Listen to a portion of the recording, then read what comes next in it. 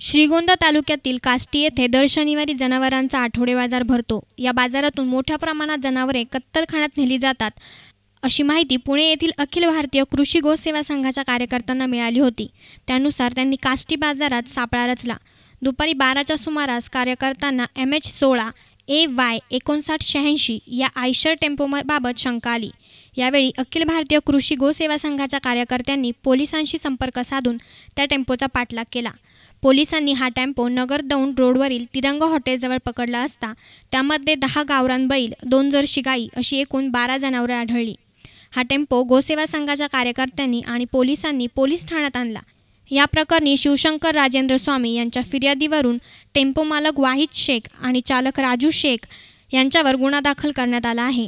टेम्पोमध्ये सुमारे 9 लाख रुपयांचा मुद्देमाल आहे। या कारवाईमध्ये अखिल भारतीय कृषी गोसेवा संघाचे शिवशंकर राजेंद्र स्वामी, प्रतीक गायकवाड, नितीन देशमुख, निखिल झरांडे, ओमकार मानकर, केतन बासुदकर, उपेंद्र बालकवडे, सचिन जवळके, तुषार कदम, देवेंद्र अत्रे, मंगेश नडे, विलास पोल यांचा समावेश आहे।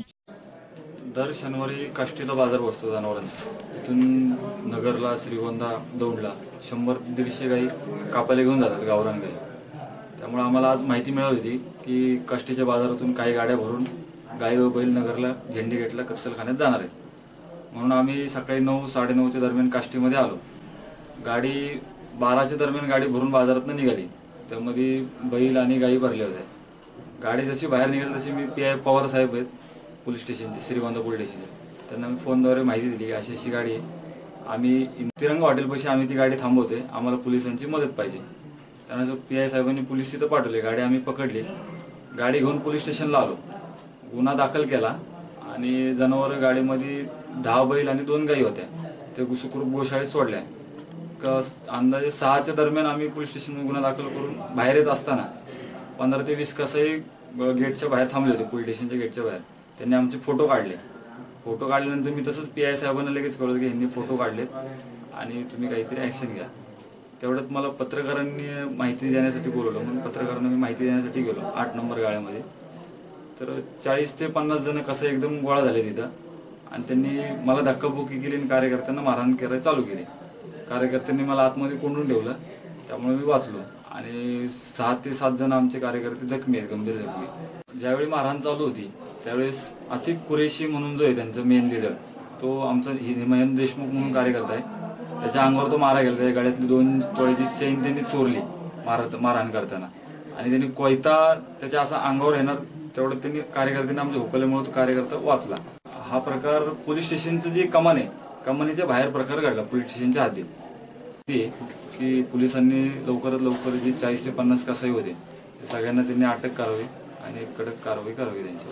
सायंकाळी 5:30 वाजण्याच्या सुमारास हे सर्व गोरक्षक श्रीगोंदा पोलीस स्टेशन समोर असताना जमावानं त्यांच्यावर हत्यारे व तसेच दगडांनी हल्ला केला।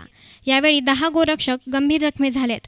यावेळी प्रचंड गोंधळ उडाला। हा सर्व प्रकार पोलीस स्टेशन समोरच घडला। जखमींवर श्रीगोंदा ग्रामीण रुग्णालयात उपचार करण्यात आले आहेत। या प्रकरणी रात्री उशिरापर्यंत गुन्हे दाखल करण्याचं काम सुरू होतं।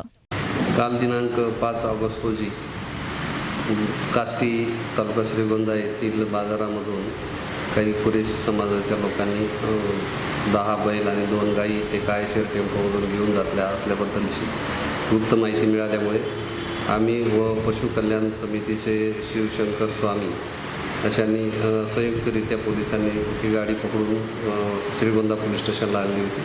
त्यांच्यावर कायदेशीर कारवाई केली आणि त्यानंतर शिवशंकर स्वामी व त्याचे साथीदार पोलीस स्टेशनमधून बाहेर गेल्यानंतर त्यांच्यावर कुरेशी समाजाच्या काही लोकांनी अचानक हल्ला केला। त्यामध्ये 3 लोक किरकोळ जखमी आहेत आणि 6-7 लोकांना धक्काबुक्की झालेली आहे।